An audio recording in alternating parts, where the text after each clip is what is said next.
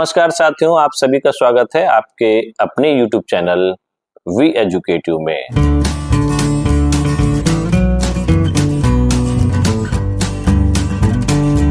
साथियों, उत्तराखंड राज्य के अंतर्गत शिक्षक पात्रता परीक्षा यानी कि यूटेट के ऑनलाइन आवेदन प्रक्रिया 14 जुलाई से आरंभ हो चुकी है।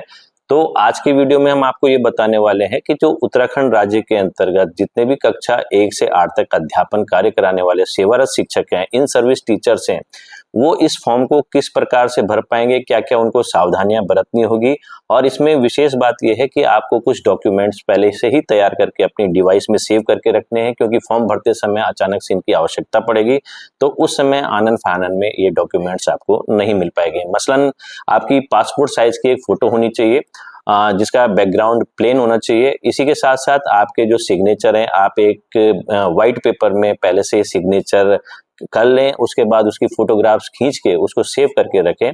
साथ ही साथ जो आपका लेफ्ट हैंड का, बाएं हाथ का जो अंगूठे का निशान है, उसको भी आप थंब इम्प्रेशन करके एक वाइट प्लेन पेपर में थंब इम्प्रेशन करें और उसकी फोटोग्राफ्स खींच के भी रख लें, क्योंकि ये डॉक्यूमेंट्स आपसे मांगे जाएंगे। तो कृपया वीडियो को अंत तक अवश्य देखिएगा। वीडियो पसंद आए तो वीडियो को लाइक एवं शेयर अवश्य कीजिएगा तथा शिक्षा विभाग से संबंधित हमारे इस महत्वपूर्ण चैनल को सब्सक्राइब करके अवश्य रखिएगा। तो चलिए वीडियो स्टार्ट करते हैं और आपको बताने का प्रयास करते हैं कि जो उत्तराखंड के सेवारत शिक्षक हैं, जो कक्षा 1 से 8 तक अध्यापन कार्य करते हैं, उनको ये टेट का जो ऑनलाइन आवेदन है, चाहे वो टेट 1 हो, चाहे टेट 2 हो, या फिर आप दोनों फॉर्म भरना चाहें, तो उसको किस प्रकार से बड़ी आसानी से भर सकते हैं। तो चलिए वीडियो स्टार्ट करते हैं। उत्तराखंड में शिक्षक पात्रता परीक्षा 2026 यानी कि यूटेट 2026 के लिए ऑनलाइन आवेदन हेतु आपको सबसे पहले अपने मोबाइल, पीसी, लैपटॉप या फिर टैबलेट के गूगल क्रोम ब्राउजर के सर्च बार में यहाँ पर टाइप करना होगा यूकेटेट 2026। और जैसे आप इसको सर्च करते हैं, आपके पास कई सारे ऑप्शंस यहाँ पर दिखाई देंगे। सबसे पहले आपको यहाँ पर दिखाई दे जाएगा यूटेट यूजर रजिस्ट्रेशन। इसमें आपको सिंपली क्लिक कर देना है। जैसे आप इसमें क्लिक करते हैं, एक नया इंटरफेस खुल के सामने आता है और यहाँ पर आपको टीचर एलिजिबिलिटी टेस्ट यूटेट 2026 के बारे में कुछ डिटेल्स बताई जाती हैं, जो कि Uttarakhand board of school education के पोर्टल में आपको दिखाई देती हैं। यहाँ पर आप देख सकते हैं कि रजिस्ट्रेशन के स्टार्ट्स की डेट यहाँ पर दे रखी है 14 जुलाई 2026 और रजिस्ट्रेशन के क्लोज की डेट दे रखी है 3 अगस्त 2026। जो लास्ट डेट है फॉर्म को सबमिट करने की फ़ी की, वो है 6 अगस्त 2026। इसके अकॉर्डिंग आप देख सकते हैं। इसके साथ ही साथ यहाँ पर ब्रोशर है, विवरणिका है, इसको भी आप डाउनलोड करके अध्ययन कर सकते हैं। तो जैसे हमने यहाँ पर इसमें क्लिक करना है और ये डाउनलोड हो गई है विवरणिका। इसमें पूरी डिटेल्स आपको दे रखी है कि यूटेट 1 का फॉर्म कौन भरेगा, यूटेट 2 का फॉर्म कौन भरेगा। और इसमें एक महत्वपूर्ण जो बात बता रखी है, जो कि इन सर्विस टीचर्स हैं, जो कि इस समय अध्यापक हैं उत्तराखंड राज्य की शिक्षा परिषद के अंतर्गत, जितने भी अध्यापक हैं कक्षा 1 से 8 तक अध्यापन करने वाले शिक्षक साथी, उनके लिए भी दिशा निर्देश दिए गए हैं कि वे किस प्रकार से इस फॉर्म को भर सकते हैं और जो भी उनकी क्वालिफिकेशन है उसको यहाँ पर आपको फिल करना होगा। लेकिन एक यहाँ पर पॉइंट दे रखा है, इस अर्हता को भरने से पूर्व परिशिष्ट 3 राष्ट्रीय अध्यापक शिक्षा परिषद एनसीटी के मानक पर दिए गए मानकों का अध्ययन अवश्य कर लें।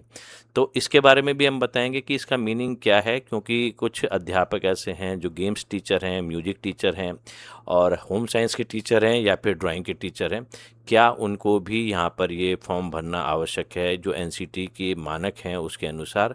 इसके बारे में भी हम डिस्कशन करेंगे। लेकिन ये ब्रोशर को आप भली भांति प्रकार से पहले इसका अध्ययन कर लें और उसके बाद ये विज्ञप्ति भी आप देख सकते हैं। इसकी जो विज्ञप्ति निकली हुई है यूटेट की, और इसमें साफ लिखा हुआ है आवेदन प्रारंभ होने की तिथि है 14 जुलाई 2026। आवेदन किए जाने की अंतिम तिथि दे रखी है 3 अगस्त 2026। आवेदन शुल्क जमा करने की अंतिम तिथि दे रखी है 6 अगस्त 2026। और आवेदन पत्रों में यदि कोई त्रुटि हो गई है तो उसमें संशोधन करने का भी आपको विकल्प दिया जाएगा, जिसकी डेट है 8 अगस्त 2026 से 11 अगस्त 2026 मध्य रात्रि तक इसमें आप संशोधन भी कर सकते हैं।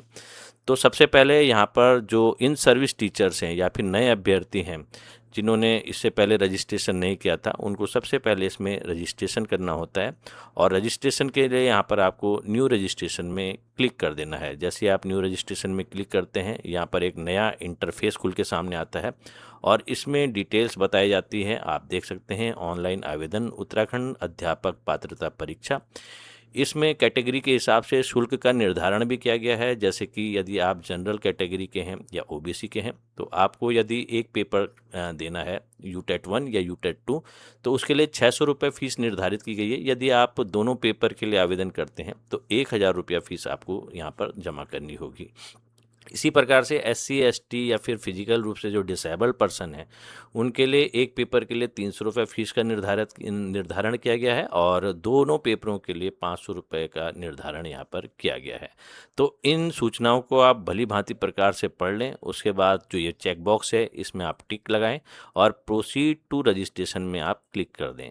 जैसे आप प्रोसीड टू रजिस्ट्रेशन में क्लिक करते हैं यहाँ पर एक नई विंडो खुलती है और इसमें आपकी डिटेल मांगी जाती है, आपका नाम, पिता का नाम, मोबाइल नंबर, ईमेल आईडी और एंटर कैप्चा कोड यहाँ पर भरना होता है। तो ये सारी सूचनाएं मैंडेटरी हैं क्योंकि इसमें रेड स्टार दिखा रखा है, तो इन सब सूचनाओं को आपको भरना होगा। मोबाइल नंबर पे आपके ओटीपी आती है और ईमेल आईडी पे भी ओटीपी आती है जिसको वेरीफाई करना होता है।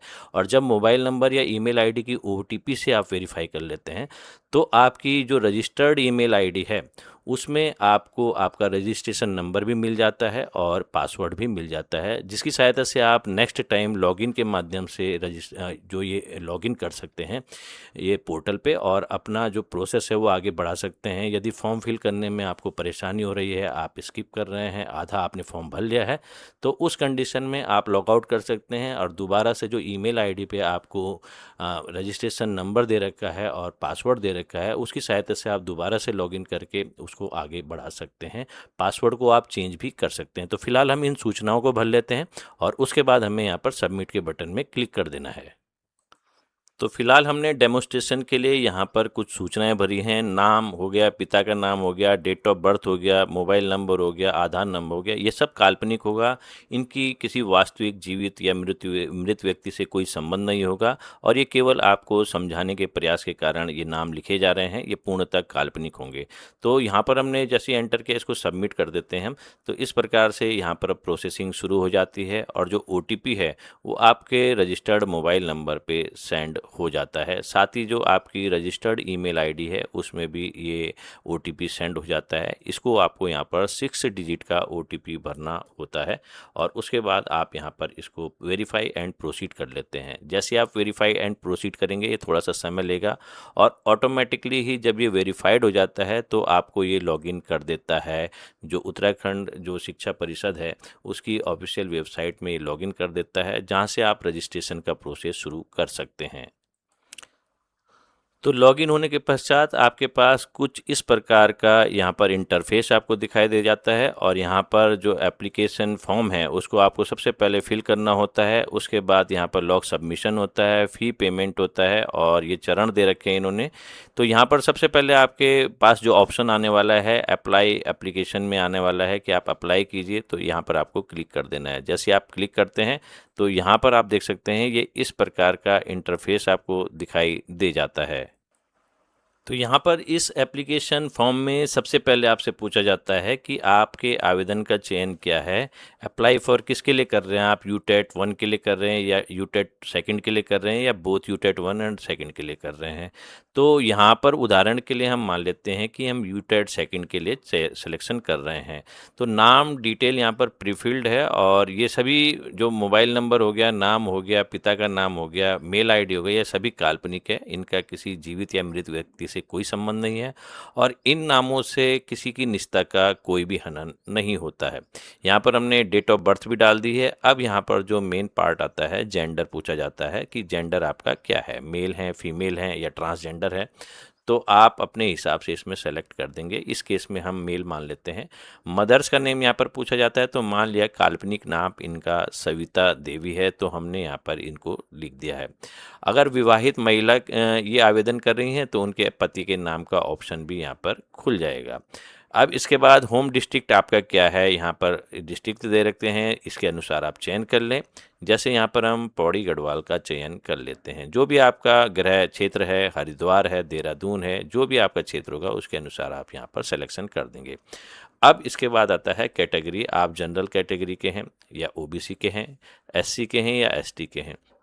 तो अपने हिसाब से आप चयन कर सकते हैं। तो हम यहाँ पर जनरल कैटेगरी का सिलेक्शन कर देते हैं। अब इसमें भी सब कैटेगरी आती है कि आप फ्रीडम फाइटर के आश्रित हैं या फिर स्वयं एक्स सर्विसमैन रहे हैं या इनमें से कुछ भी नहीं है, तो इनका भी आपको सिलेक्शन करना होगा। इस केस में हम मान के चलते हैं कि हम इन दोनों श्रेणियों में कुछ भी नहीं है, तो हम इसको नन लिख देते हैं। यदि आप इस केस में इन दोनों केसेस में कुछ आते हैं तो आप उसका सिलेक्शन कर सकते हैं। इसके बाद यहाँ पर आता है शारीरिक रूप से दिव्यांगता यदि है तो यस लिखेंगे और नहीं है तो नहीं लिखेंगे। यदि यस लिखा है आपने तो इसमें दो ऑप्शन और खुल जाते हैं पॉइंट नंबर 14 और 15 में कि किस प्रकार की दिव्यांगता है, श्रुत लेखन की आवश्यकता है अथवा नहीं है, तो इसको भी आपको सेलेक्ट करना होता है। यहाँ पर आप देख सकते हैं। तो फिलहाल हमारे केस में यहाँ पर हम दिव्यांगता की श्रेणी में नहीं आते, तो इसको हमने नो लिख दिया है। अब यहाँ पर आपको भाषा का चयन करना है, फर्स्ट लैंग्वेज क्या सेलेक्ट करनी है, सेकंड लैंग्वेज क्या सेलेक्ट करनी है, उसका भी आपको सिलेक्शन यहाँ पर करना है। तो जैसे यहाँ पर हम पहली भाषा जो है वो हिंदी लिख देते हैं और दूसरी भाषा हम इंग्लिश लिख देते हैं। आप अपने हिसाब से भाषा का चयन कर सकते हैं। सबसे पहली भाषा आप इंग्लिश भी लिख सकते हैं, दूसरी भाषा आप हिंदी का भी सिलेक्शन कर सकते हैं। अब यहाँ पर मुख्य आता है सब्जेक्ट फॉर यूटेट सेकंड। तो इसमें आप मैथ्स या साइंस की स्ट्रीम के हैं या सोशल स्टडी के हैं, उसको आपको सेलेक्ट करना होगा। तो यहाँ पर हम मैथ्स एंड साइंस का सिलेक्शन कर लेते हैं। यदि आप सोशल स्टडीज़ के हैं तो आप सोशल स्टडीज़ का भी सिलेक्शन कर सकते हैं। तो हमने यहाँ पर मैथ्स एंड साइंस का सिलेक्शन कर दिया है। अब जो इन सर्विस टीचर हैं उनके लिए यहाँ पर कंडीशन आएगी कि वो क्या चुने, मैथ्स एंड साइंस चुने या फिर जो सोशल स्टडीज़ चुने। तो जो ग्रेजुएशन में उनके सब्जेक्ट होंगे, मान लिया कि कोई टीचर ऐसे हैं जिनकी में जो ये क्वालिफिकेशंस है, डीएलएड है, बीटीसी है, एलटी है, बीएड है, इनमें से कुछ भी नहीं है, मृतक आश्रित भी हो सकते हैं, पुराने समय के लगे हुए बीपीएड वाले हो सकते हैं, डीपीएड वाले हो सकते हैं, सीपीएड वाले हो सकते हैं या अन्य कैटेगरी के ड्राइंग वाले हो सकते हैं या फिर म्यूजिक वाले हो सकते हैं, होम साइंस वाले हो सकते हैं। तो अपने ग्रेजुएशन का सिलेक्शन कर सकते हैं जो ग्रेजुएशन में उनके सब्जेक्ट रहे हों। आर्ट स्ट्रीम के रहे होंगे तो आर्ट स्ट्रीम का सिलेक्शन कर दें और साइंस स्ट्रीम के रहेंगे तो साइंस स्ट्रीम का सिलेक्शन कर लें। ये केवल इन सर्विस टीचर्स के लिए बात कर रहे हैं हम। जो सामान्य अभ्यर्थी हैं वो अपने हिसाब से देख लें कि आप कौन से स्ट्रीम में हैं। अब यहाँ पर जो पॉइंट नंबर आता है 22वां, training eligibility for UTET second, यहाँ पर आप देख सकते हैं इनमें आप सिलेक्शन कर सकते हैं कि आपका कौन सा यहाँ पर ट्रेनिंग एलिजिबिलिटी आती है। बीटीसी, डीएलएड, बीएलएड, यहाँ पर BEd, BA education, BSc education, LT Shiksha Shastri, BEd और यहाँ पर जो इन सर्विस टीचर्स है उनके लिए विकल्प दे रखा है यहाँ पर इन सर्विस टीचर का, तो इसमें आपको सिलेक्शन कर देना है।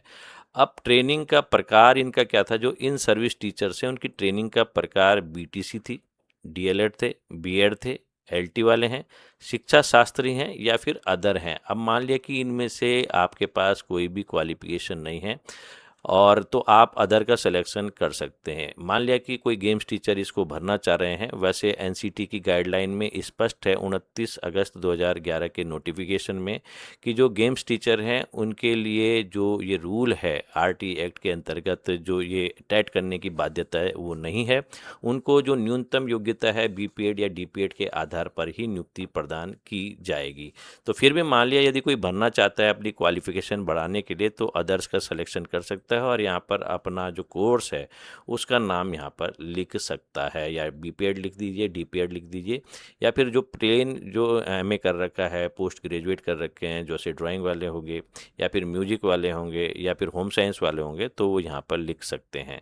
तो मान लिया कि इस केस में जो ये हम फॉर्म आपको डेमोन्स्ट्रेशन के माध्यम से भरने का तरीका बता रहे हैं उसमें ये इन्होंने बीएड किया था तो हमने यहाँ पर बीएड का सिलेक्शन कर दिया है। अब इसमें देखिए ट्रेनिंग स्टेटस आता है यूटेट सेकंड के लिए, ये ऑब्वियसली पास्ड रहे होंगे बीएड में इसलिए इसमें पास्ड आ गया। यदि सामान्य अभ्यर्थी भरता, इन सर्विस टीचर नहीं भर के वो कुछ और भरते और यहाँ पर बीएड भरते तो यहाँ पर दो कंडीशन इनको सेलेक्ट करने के लिए ऑप्शन होता है इन दोनों में, या तो वो पास कर चुके हैं या इनरोल्ड हैं, अभी वो बीएड कर रहे हैं, उन्होंने जो सेकेंड ईयर है उसमें प्रवेश ले रखा है, वो इनरोल्ड हैं, तो उसका आपको सिलेक्शन करना पड़ता है। लेकिन यहाँ पर इन सर्विस टीचर की बात चल रही है तो यहाँ पर ये ऑलरेडी देखिए पास्ड लिखा हुआ यहाँ पर आ रखा है, सेलेक्ट पहले से ही हो रखा है।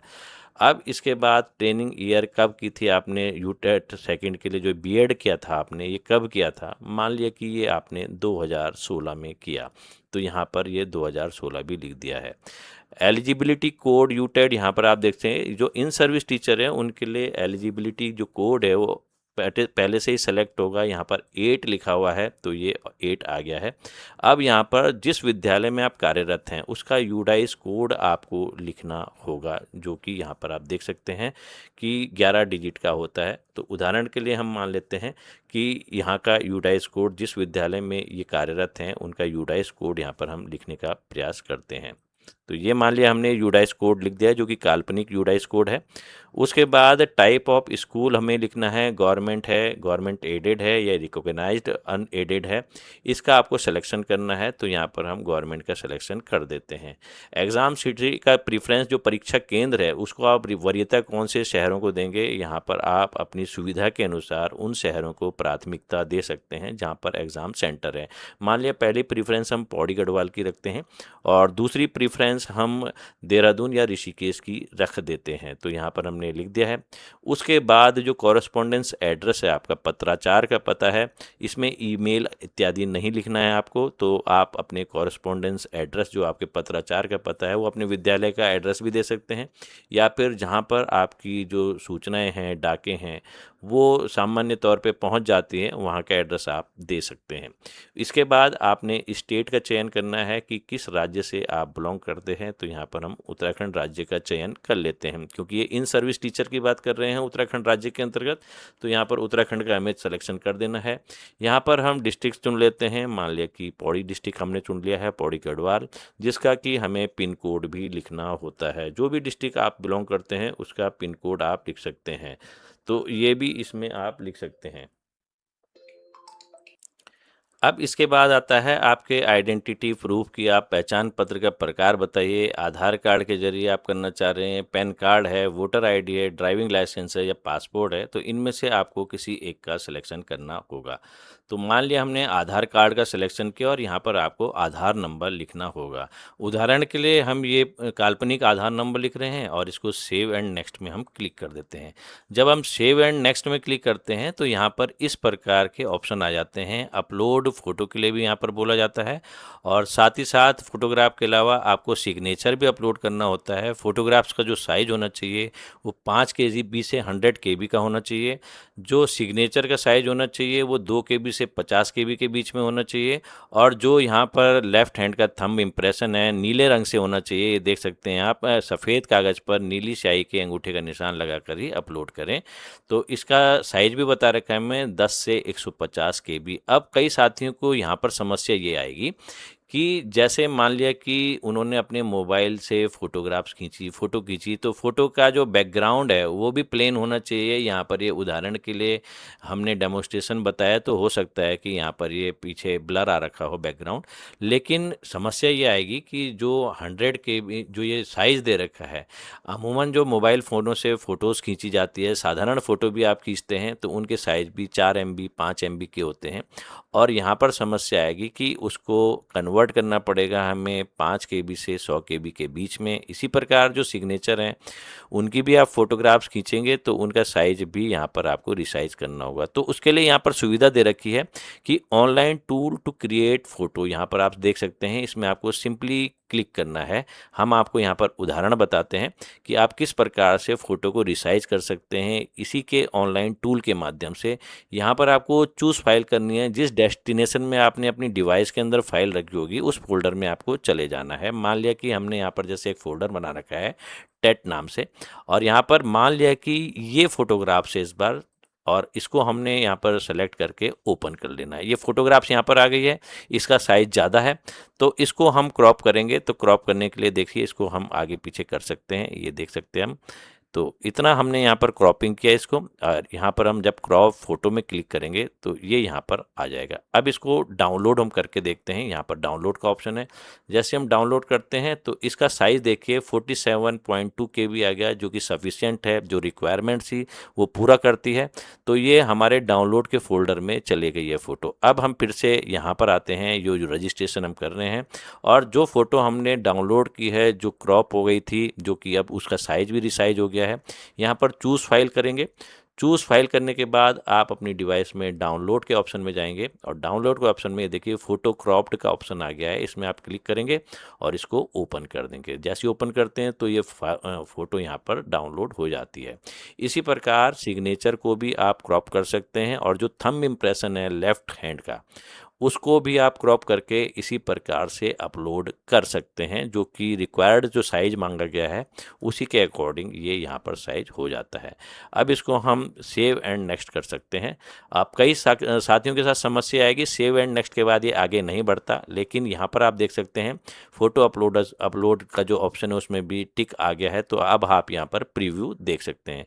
प्रीव्यू में आप देखेंगे यहाँ पर ये पूरी डिटेल आ जाएगी, जो फॉर्म आपने भरा है उसकी पूरी डिटेल आ जाएगी, आपकी फ़ोटोग्राफ्स आ जाएगा, सिग्नेचर आएगा, थंब इम्प्रेशन आ जाएगा, ये सारी डिटेल आ जाएगी। इस घोषणा को आप ध्यानपूर्वक पढ़ लें। ये चेक बॉक्स में आपको टिक लगाना है और उसके बाद आपको नेक्स्ट में चले जाना है। नेक्स्ट में जाने के बाद आपके पास यहाँ पर पेमेंट का ऑप्शन आ जाता है और पेमेंट के ऑप्शन में आपको, जैसे आप सामान्य वर्ग के हैं, एक ही पेपर के लिए आप आवेदन कर रहे हैं, तो 600 रुपया आपको यहाँ पर देना होगा। तो पे यहाँ पर जब हम करते हैं 600 रुपीज़ में, तो यहाँ पर कई ऑप्शन खुल जाएंगे, आप देख सकते हैं थोड़ी देर में। भारत क्यूआर हो गया, नेट बैंकिंग हो गया, डेबिट कार्ड हो गया या क्रेडिट कार्ड हो गया, इनमें से आप किसी एक विकल्प से ये पेमेंट कर सकते हैं। तो यहाँ पर आप क्यूआर कोड को स्कैन करके करना चाहते हैं, तो हमने भारत क्यूआर को स्कैन कर दिया। तो जैसे हम भारत क्यूआर को स्कैन करते हैं, यहाँ पर नेक्स्ट करते हैं, एक स्कैनर खुल जाएगा और उसका टाइमिंग होगा। आप अपने गूगल पे के माध्यम से या पेटीएम के माध्यम से या रुपए, जो भी आपके पास विकल्प हैं उसके माध्यम से आप इस स्कैनर को स्कैन कर दीजिए और उसके बाद आपकी जो पेमेंट हो जाएगी, उसके बाद ये रीडायरेक्ट हो जाएगा आपके मेन पेज पे। आपको इसको बैक नहीं करना है, पेमेंट के बाद आप थोड़ा सा वेट करेंगे और ये ऑटोमेटिक रीडायरेक्ट करके आपको पुनः जो फॉर्म के ऑप्शन है उसमें ले जाएगा। और जब आपको ये रिडायरेक्ट करके ले जाएगा तो यहाँ पर भी फ़ी पेमेंट के ऑप्शन में टिक आ जाएगा। यहाँ पर आप प्रीव्यू भी देख सकते हैं अपनी एप्लीकेशन फॉर्म का और उसका प्रिंट भी निकाल सकते हैं, रिसिप्ट कर सकते हैं। तो इस प्रकार से आप बड़ी ही आसानी से इस फॉर्म को भर सकते हैं, ऑनलाइन आवेदन कर सकते हैं। और जैसा कि हमने पहले ही बताया कि ये जो सूचनाएँ हैं, जितनी भी सूचनाएँ हैं, काल्पनिक थी, केवल आपको डेमोस्ट्रेशन के माध्यम से समझाने का प्रयास किया गया है। तो यदि यह वीडियो आपके लिए लाभकारी साबित हुआ हो तो इस वीडियो को अधिक से अधिक लाइक एवं शेयर कीजिएगा तथा शिक्षा विभाग से संबंधित हमारे इस महत्वपूर्ण चैनल को सब्सक्राइब करके अवश्य रखिएगा। मिलते हैं आपसे शीघ्र एक नए वीडियो में नई अपडेट के साथ। तब तक के लिए धन्यवाद।